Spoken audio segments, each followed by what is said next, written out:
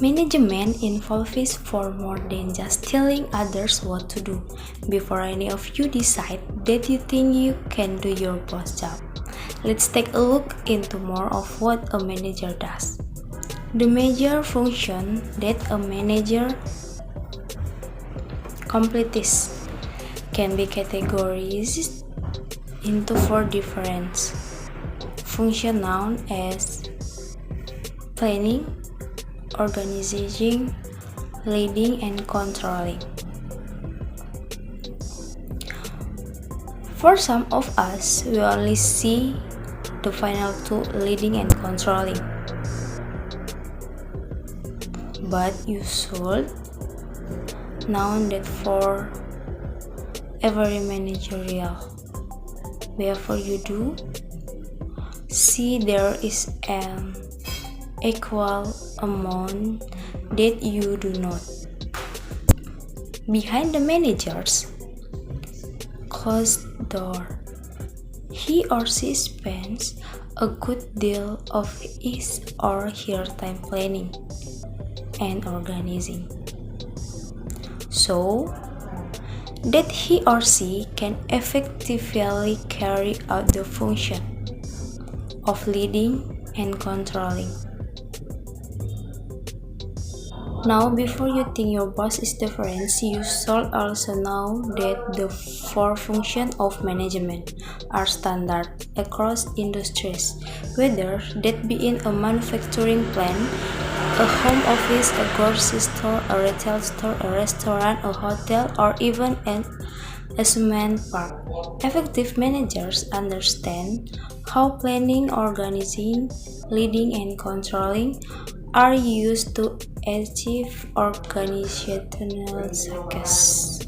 Unfortunately, I do not have a rebuttal for those of you who have ineffective managers, but perhaps learning a little more about the four functions of management will help to identify what steps your ineffective managers need to take to become an effective one.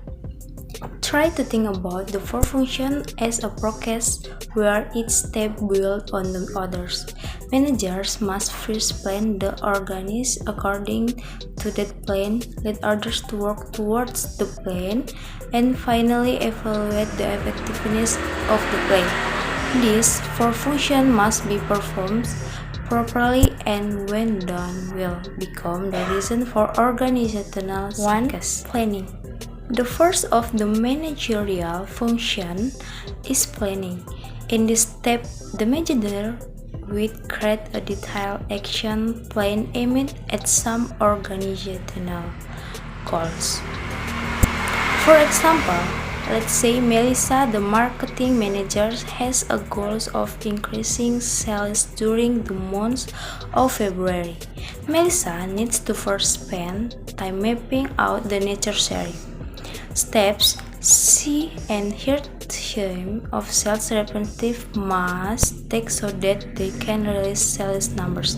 The steps might include things like increasing advertisements in a particular region, placing some items on sale, increasing the amount of recurred customers to sales rep contacts, or contacting prior customer to see if they are interested in purchasing additional products.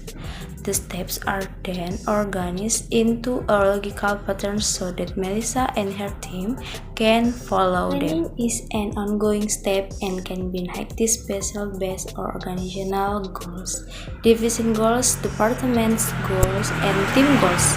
It is up to the managers to recognize which goals need to be planned within his or her individual area.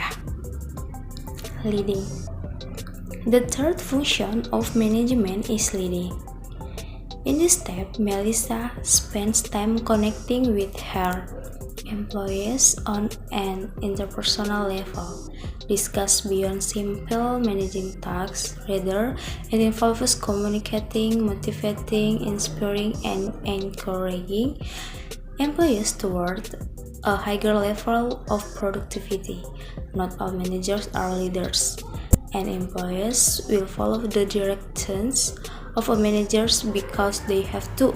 but an employee will voluntarily follow in direction of the leader because they believe in who or she is a person, what he or she stands for, and for the manner in which they are inspired by the leader. Supervision or control is a process that determines what must be done so that what is planned can be in line with the plan. Thank you, and my name is Tilenta